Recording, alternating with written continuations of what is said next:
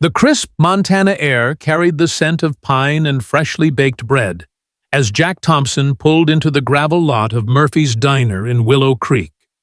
The small town nestled in the shadow of the Bitterroot Mountains had been his refuge for the past 3 years, a place where he could shed the weight of his past and focus on raising his daughter, Lily. At 8 years old, she had her mother's bright green eyes and an infectious laugh that could melt even his hardest days. Today she clutched a sketchbook, her pencil dancing across the page as she drew a mountain lion she'd seen in a nature book. Jack parked his beat-up Ford truck, the hood still warm from the long drive from their modest cabin, and glanced at her with a faint smile. "Ready for some pancakes, kiddo?" Lily nodded, her dark curls bouncing. "With extra syrup, Daddy." Her voice was a lifeline, pulling him back from the ghosts that sometimes haunted his dreams. Explosions, shouts, the sting of sand against his skin during his 8 years as a Navy SEAL. He'd left that life behind after Sarah Lily's mother passed from a sudden illness while he was deployed. The guilt of missing her final days had driven him to Willow Creek, where he took up work as a mechanic, fixing cars and tractors with hands that once dismantled enemy weapons. It wasn't glamorous, but it was safe. Or so he'd thought. Inside Murphy's, the diner buzzed with the low hum of Saturday morning chatter. The red vinyl booths creaked under the weight of locals, and the aroma of coffee mingled with sizzling bacon. Jack chose their usual spot, a corner table with a clear view of the door and windows, an old habit from his military days that Lily now accepted as Daddy's weird seating rule. He ordered their food, keeping one eye on the room as Lily sketched. The bell above the door jingled, and a woman stepped in her presence, cutting through the noise like a knife. She was in her early 30s, with sharp brown eyes and dark hair pulled into a tight bun. Her white blouse and slacks suggested she wasn't a local, and the way she scanned the room, nervous, deliberate, set off an alarm in Jack's gut. She slid into a booth near the back, ordering a black coffee she didn't touch. Her fingers tapped the table, and she checked her phone every few seconds, her posture rigid. Jack recognized the signs: someone running from trouble, someone who knew they were being watched. He'd seen it in Kabul, in Baghdad, people on the edge of a storm. Lily noticed too, her pencil pausing. "Daddy, why does that lady look scared?" she whispered, her voice soft but curious. Jack cut a piece of pancake for her, keeping his tone light. "Sometimes grown-ups have big worries, sweetheart. Like when you're nervous about your spelling test, but bigger." His eyes flicked back to the woman. She kept glancing toward the exit, her shoulders hunching with each new customer. 3 men entered, then their expensive suits and polished shoes out of place in the diner's rustic charm. They moved with purpose, their steps synchronized, heading straight for her table.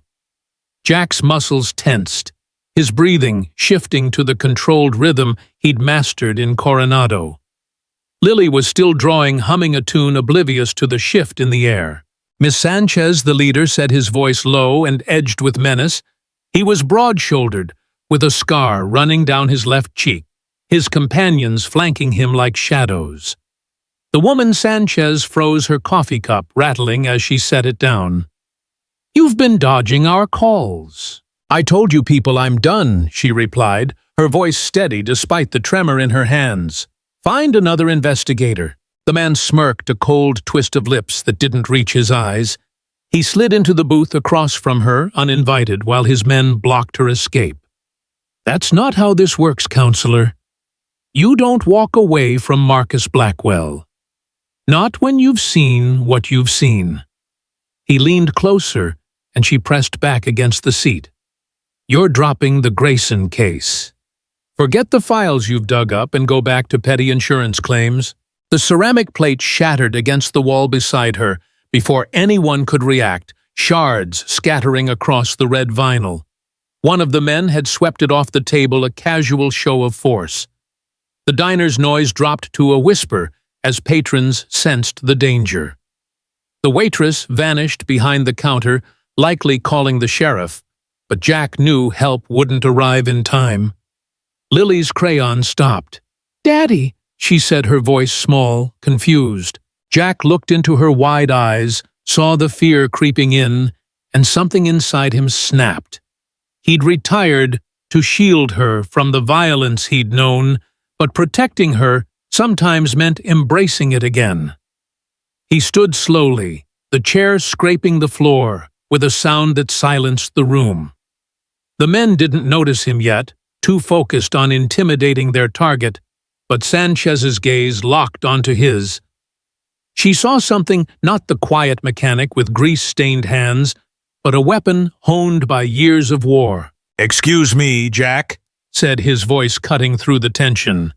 The three turned, the leader's expression shifting from irritation to appraisal as he sized up Jack's worn jeans and flannel shirt. "Mind your own business, pal," the man growled. "This is private." Jack took a step forward, his stillness unnerving. "My business is my daughter eating in peace. Yours seems to be scaring folks.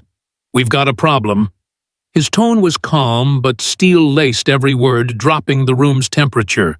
The leader rose, towering at 6'3", expecting the slight mechanic to back down. Instead, Jack moved fluid, precise, closing the gap in 3 steps. His hand shot out, twisting the man's wrist with a crack that echoed. The leader crumpled, gasping. Before he hit the floor, Jack spun, driving an elbow into the second man's gut, dropping him like a sack. The third reached for his jacket, but Jack's grip clamped his wrist, forcing him to drop a knife with a clatter. A gentle shove sent him sprawling over a table, hands raised. The diner fell silent, save for the groans and the soft scratch of Lily's pencil. Jack straightened his shirt, returning to his table as if nothing happened, though his eyes never left the men. The leader struggled up, clutching his wrist rage, twisting his face. "This isn't over," he spat. "Yes, it is," Jack said, his voice cold and final. "Leave. Forget Miss Sanchez. Show your face here again, and we'll talk more. You won't like it." The authority in his words made the man step back. The trio limped out the leader's glare, promising retribution Jack had seen 100 times before. "My daddy was in the Navy," Lily announced to the room, her tone matter-of-fact, as if explaining a magic trick. She returned to her sketch unfazed. Sanchez stared at Jack, gratitude and confusion in her eyes. Her hands steadied, but her mind raced, piecing together the man who'd saved her with the precision of a soldier. "Thank you," she called softly, approaching as Jack sat. Lily kept drawing a mountain lion, now joined by a stick-figure hero. Jack tensed, every instinct urging distance, but Sanchez pressed on. "Those men work for Marcus Blackwell. They're tied to a weapons scam, faulty gear killing soldiers. You probably saved my life tonight." Jack met her gaze, seeing intelligence and resolve. "I saw trouble. Couldn't ignore it." But her next words hit like a punch. "You moved like special forces. Navy, given what Lily said. I've worked with veterans, I know the signs. Why's a SEAL fixing cars in Willow Creek?" His blood chilled. This woman saw too much. "You're imagining things," he said carefully. "I fix engines, raise my daughter. That's it." But she wasn't deterred, sliding a business card onto the table. "Blackwell's covering up a scandal. People have died. I need someone with your skills." "I'm out," Jack said firmly, though he didn't push the card away. His fighting days were over, or so he'd told himself. Sanchez leaned closer.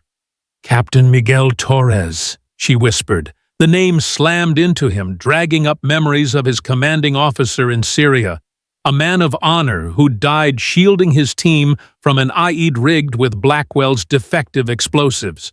"How do you know that name?" Jack's voice was a rasp, his world tilting. Sanchez's eyes softened. "He was my father. He died saving you and your team. I've been chasing his killers for 2 years. The Grayson case, Blackwell's involved. Help me finish this." Lily looked up, sensing the shift. Jack knelt to her level. Sweetheart, that's just history. This is now, and it's complicated. But Lily's voice cut through. You said Captain Torres was a hero. Heroes help, right? Even when it's scary. She eyed Sanchez. Are you a hero like your daddy? Sanchez's composure cracked, revealing grief. I'm trying, but I can't alone. Jack felt the pull of old promises. Torres had saved him, and that debt gnawed at him. If I help, he said slowly, it's my way, no risks to Lily. The moment she's in danger, I'm gone. Clear. Sanchez nodded. Crystal, I have a safe house security. We can keep her safe. She glanced at Lily. Maybe she could stay with me. I've got room and art supplies. Lily's eyes lit up. Can I bring my sketchbook? Jack felt a thaw in his chest. Okay, he said the word, a leap into the unknown. But I need details. Everything on Blackwell. His crew, your evidence. Sanchez patted her purse where a flash drive waited. I have it all. Financials, test failures, casualty reports. With you, we can end this. As they prepared to leave, Jack caught their reflection in the diner window. A mechanic, a determined woman, and a girl with a sketchbook stepping into a new fight. Outside, Sanchez's phone buzzed with threats. Jack read them, his expression hardening. They'll come harder now. You sure about this? They killed him, she said, steel in her voice. If I don't finish this, he died for nothing. Jack nodded, mission mode settling in. As they drove toward the safe house, Lily's voice piped up. Miss Emily, are you family now? The question hung a thread of hope in the darkness ahead. The safe house emerged from the twilight. As Jack steered the truck down a winding dirt road, the Bitterroot Mountains casting jagged shadows over the converted barn 10 miles outside Willow Creek. The structure stood solid, its weathered wood concealing a network of discrete cameras and motion sensors. Emily had meticulously installed a tribute to the tactical instincts her father, Captain Miguel Torres, had instilled in her. Jack's trained eye scanned the perimeter, open ground stretched in all directions, offering a clear vantage point for any approaching threat. Inside, the air was warm, infused with the earthy scent of cedar, and a subtle lavender note from a candle Emily had lit earlier. The space felt lived in, with a worn leather couch sagging slightly, a kitchen table buried under a chaotic spread of files, and a loft where Lily's excited chatter bounced off the walls as she explored her new temporary sanctuary. Her laughter, bright and unguarded, cut through the tension that had coiled in Jack's chest since the diner. Lily had claimed the art room. Emily promised a sunlit corner with tall windows, easels standing like sentinels, and shelves groaning under a vibrant array of paint tubes and brushes, arranged like a painter's dream.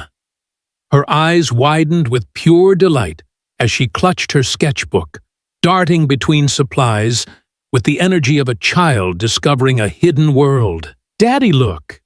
It's like a real studio, she exclaimed, her voice bubbling with joy as she tested a brush against a canvas. Jack's lips twitched into a faint smile, the weight of the past days easing just enough to let him breathe. Emily stepped beside him, her expression softening as she watched Lily. She's a natural. I used to paint before law school, landscapes mostly. Never had time after, but maybe she'll inspire me to pick it up again. Jack nodded, the knot in his chest loosening a fraction. This could work, he thought, if they could keep the encroaching danger at bay. Emily moved to the dining table, spreading files with the precision of a prosecutor building a case. This is what I've got on Marcus Blackwell and Meridian Arms, she said, plugging in the flash drive with a steady hand. My father started tracking defective weapons shipments 5 years ago, rifles with barrels that warp under heat grenades, with triggers that misfire. The Grayson case is just the surface. Blackwell's been bribing inspectors to pass substandard gear to military units overseas, raking in millions while soldiers pay with their lives. Jack leaned in, his mechanic's hands calloused from wrenches and engines, tracing the documents, test reports scribbled with red flags, encrypted emails hinting at payoffs, casualty lists that hit like a punch. The numbers seared into him: 52, confirmed deaths, likely more buried in red tape. His jaw clenched as Syria flashed back Torres' barking orders, the earth-shaking blast of an IED rigged with Blackwell's faulty explosives that claimed his commander's life. "How did you get this?" Jack asked, his voice low and rough-laced with the weight of memory. Emily's eyes darkened, a mix of grief and steel. Dad was paranoid about security. Kept backups in a safe deposit box, places the military never thought to look. I've spent 2 years piecing it together, chasing paper trails, dodging threats. But every step closer, they push back harder. Tonight was the third attempt to scare me off. She paused, her voice dropping to a whisper. My brother Luis was with Dad's unit. He died in that same blast. Blackwell's gear failed them both. The revelation struck Jack like a sledgehammer. He remembered Luis, a quiet, lanky kid with a quick smile, always sketching in the downtime, a mirror to Lily's current passion. The guilt of surviving that day of Torres shielding him while Luis fell, twisted deeper into his soul. I didn't know, Jack muttered, his voice thick with regret. Emily shook her head, her gaze steady. You couldn't. The reports were buried, labeled equipment malfunction to protect the contracts. But now we can expose it, make them answer for it. A sharp, urgent knock at the door shattered the moment, pulling Jack's hand instinctively to his hip, where a knife once hung before he caught himself. Emily checked the monitor, exhaling in relief. It's Dan, my security contact. Dan Carter, a broad-shouldered ex-Secret Service agent with a graying beard and a weathered face, stepped inside carrying a duffel bag that clinked with equipment. Heard you had trouble at the diner, he said, nodding at Jack with a knowing look. Emily called me after. Brought gear comms, a secure line, basic defenses to hold the line. Jack sized him up, recognizing the steady gaze of a man who'd faced chaos and come out the other side. Dan had served with Torres too, a link to the past Jack couldn't ignore. We need intel, Jack said, his tone clipped. Blackwell's people. Weak points. Dan grinned faintly, a spark of old camaraderie. I've got a contact in the Pentagon, old SEAL buddy. I'll reach out, but stay low. They'll be watching every damn move you make. That night, as Lily slept in the loft, her soft snores mingling with the cricket's chorus, outside Jack and Emily pored over the files by the dim glow of a desk lamp. A map of Blackwell's network took shape: warehouses in Seattle, bank accounts tracing payoffs to corrupt officials, a private airstrip in Idaho where shipments moved under the radar. We hit the records at that airstrip, Jack suggested, his mind shifting to the cold precision of mission planning.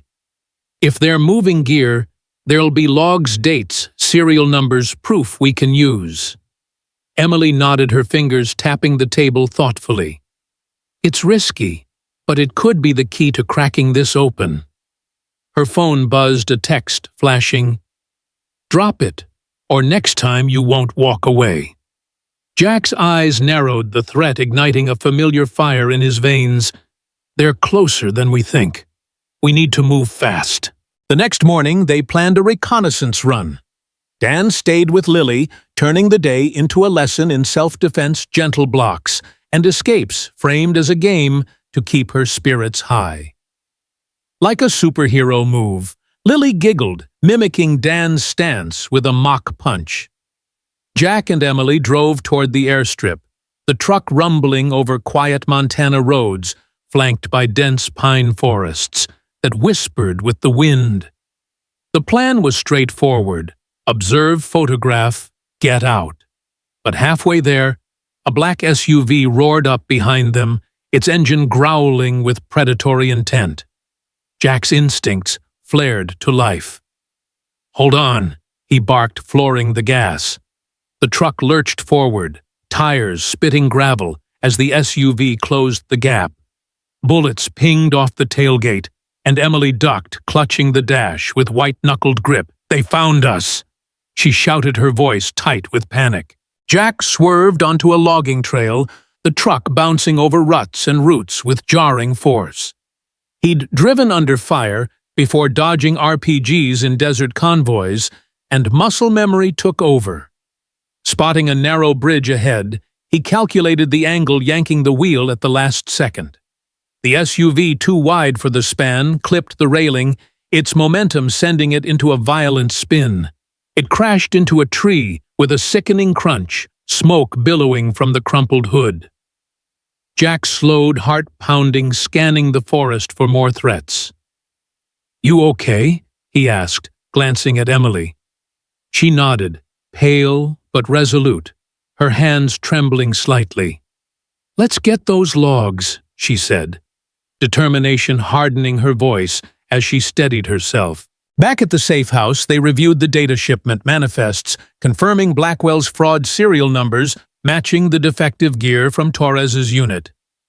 The victory was a small but vital one, fueling their resolve to push forward. That night, however, a shadow moved outside, a flicker against the motion sensors. Jack grabbed a flashlight, signaling Dan to guard Lily with a silent gesture. He stepped into the cool night air, finding a scout unconscious, a radio crackling with orders to take the kid. Rage surged through him, a hot pulse he fought to control, binding the man's hands with rope for Dan to handle. "They know about Lily," Jack said, his voice tight with fury as he re-entered. Emily's face fell, guilt etching deep lines. "I'm sorry. I didn't think they'd target her." "It's not your fault," Jack cut in, his tone firm and unyielding. "But we adapt. She stays with us where I can see her."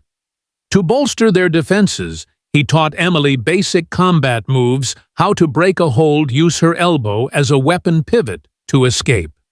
She learned quickly, her determination a mirror of Torres's resolve.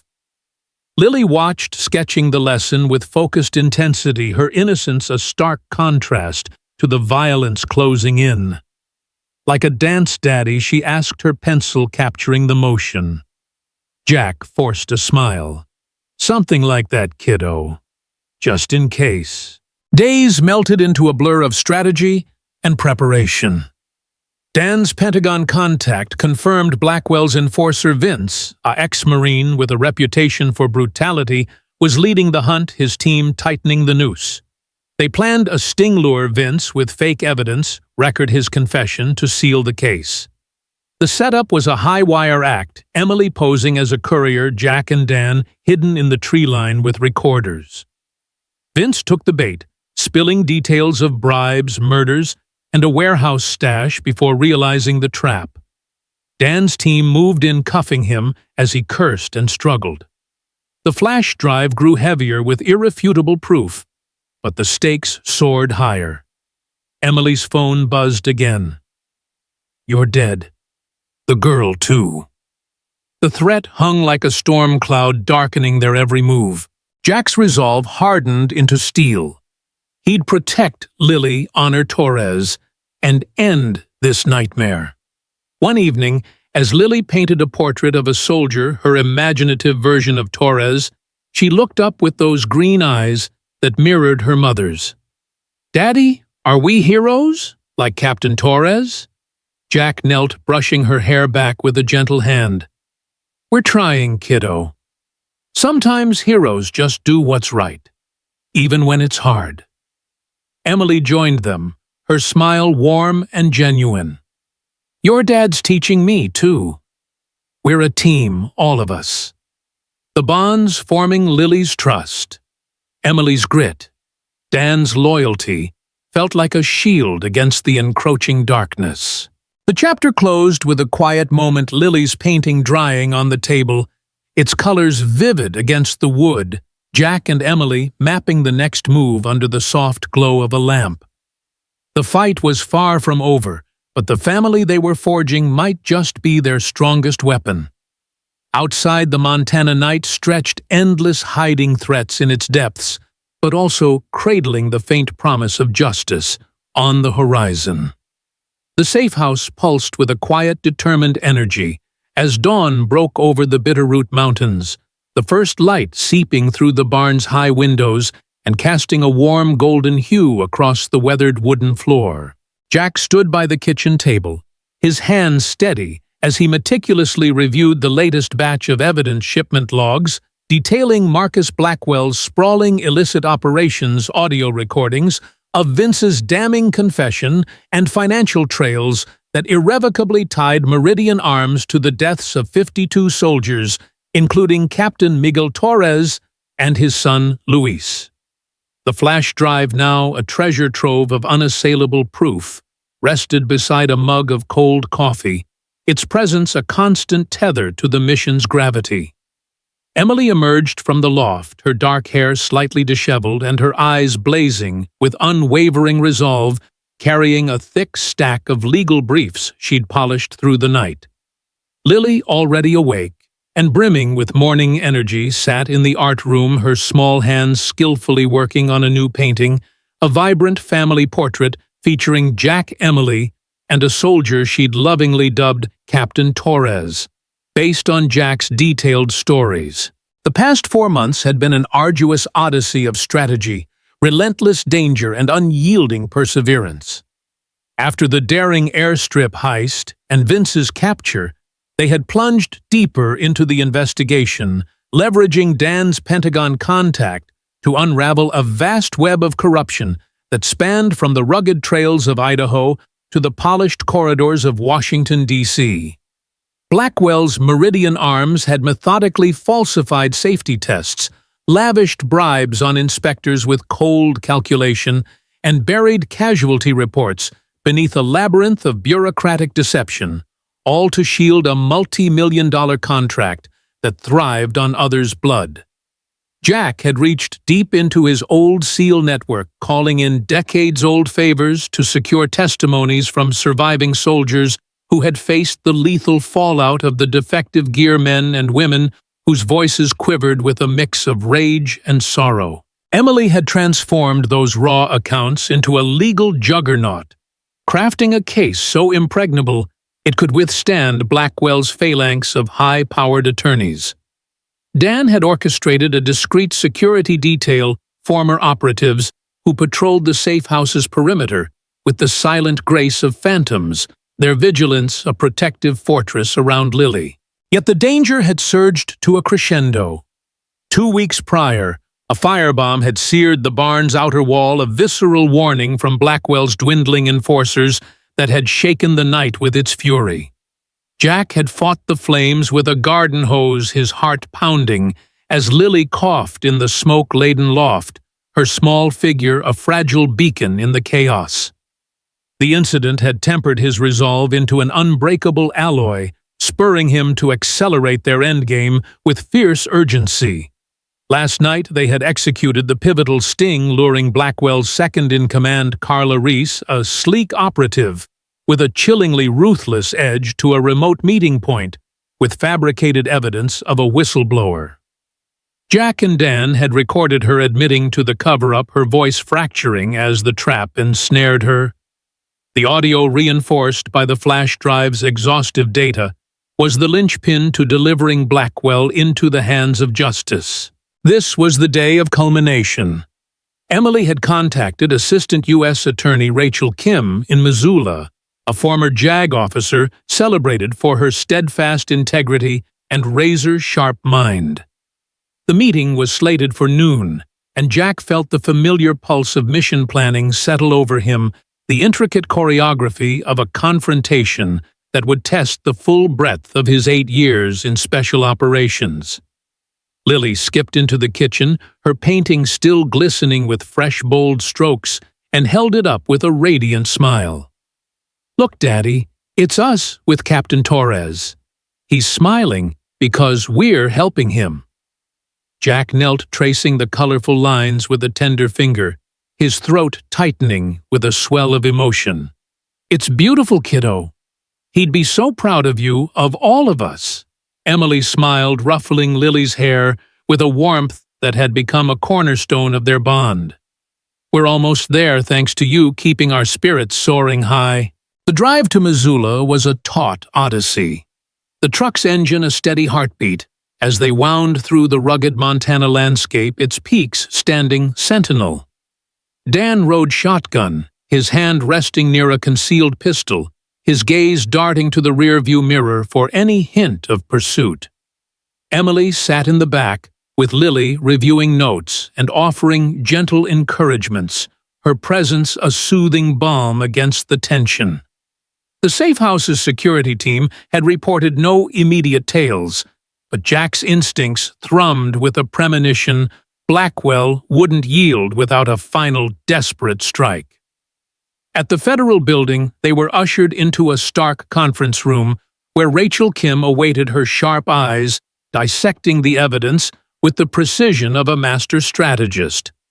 For an hour, she immersed herself in the documents, the audio, the testimonies, her pen scratching notes with quiet intensity. "This is explosive," she finally declared, her voice a steady rock. "We'll move on Blackwell today, raids on his office's arrests at the airstrip. But you'll need to testify." Jack nodded, glancing at Lily's trusting face. "We're in," he affirmed, his voice a solemn pledge. The raids unfolded with clockwork precision, a symphony of law enforcement action that reverberated across the region. By late afternoon, news channels erupted with the story Marcus Blackwell was in custody, his empire crumbling under the avalanche of seized documents, witness statements, and the incriminating audio that sealed his fate.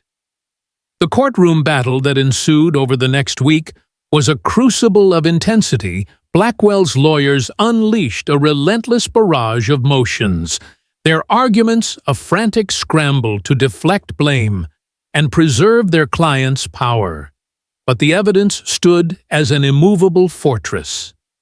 Jack took the stand, his voice fracturing as he recounted the IED blast in Syria, the moment Torres shielded him, while Luis felt the crushing weight of survival etched into every word. Emily presented the financials with unshakable poise, her arguments dismantling Blackwell's defenses with the precision of a surgeon's scalpel. Lily sat in the gallery, sketching the proceedings with focused determination, her presence a quiet anchor amid the legal tempest. On the fifth day, the jury delivered a guilty verdict: fraud, manslaughter, conspiracy, sentencing Blackwell to life in prison without parole. The gavels echo a resounding note of justice served. As they stepped out of the courthouse, reporters descended like a swarm of vultures, their microphones thrusting forward with relentless fervor. But Jack shielded Lily with a protective arm, guiding her to the truck with unwavering focus. Emily walked beside them, her shoulders lighter than they'd been in months, a faint smile breaking through the exhaustion that lined her face. "It's over," she said, her voice thick with relief, tinged with the disbelief of a long-awaited victory. Jack looked at her, then at Lily, who clutched her sketchbook like a sacred artifact. "Not quite," he replied, his tone carrying a thread of hope and purpose. "Now we build something new." Back at the safe house, they celebrated with a simple dinner, pancakes, Lily's unwavering request, laughing as syrup dripped onto the table. The barn's fire-scarred walls, a testament to their hard-fought resilience. The space, though marked by struggle, had become a true home, its imperfections a badge of their survival.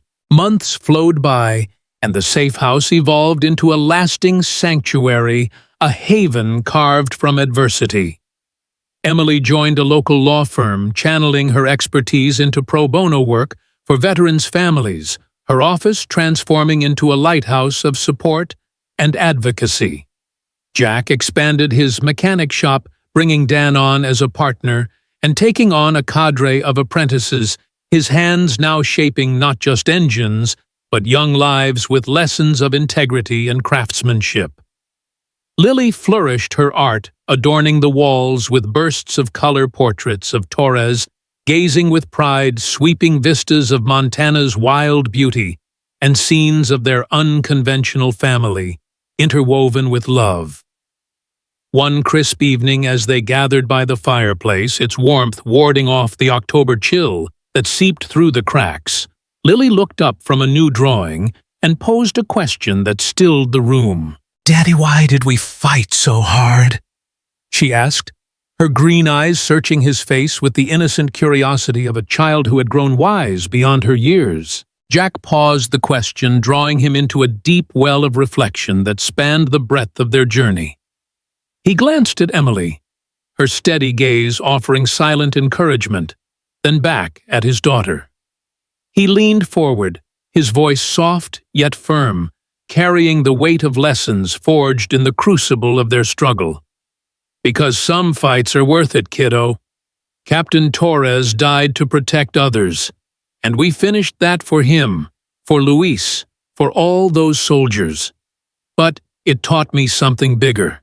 Strength isn't just about fighting, it's about facing your past, forgiving yourself for what you couldn't control, like me not being there when your mom needed me most, and protecting the people you love with every fiber of your being. We didn't just win justice, we built a family from the ashes of that fight. That's the real triumph, the kind that lasts." Emily nodded, adding her voice to the tapestry of wisdom they had woven together. "And it's about responsibility?" Blackwell's greed devastated so many because no one stopped him sooner. We learned that standing up, even when it's terrifying and the odds seem insurmountable, can prevent more suffering and break cycles of injustice. It's a duty we carry to educate others that courage, justice, and the power of togetherness can heal wounds, foster resilience, and shape a brighter future for everyone. That's the lesson we take forward, a gift we can share.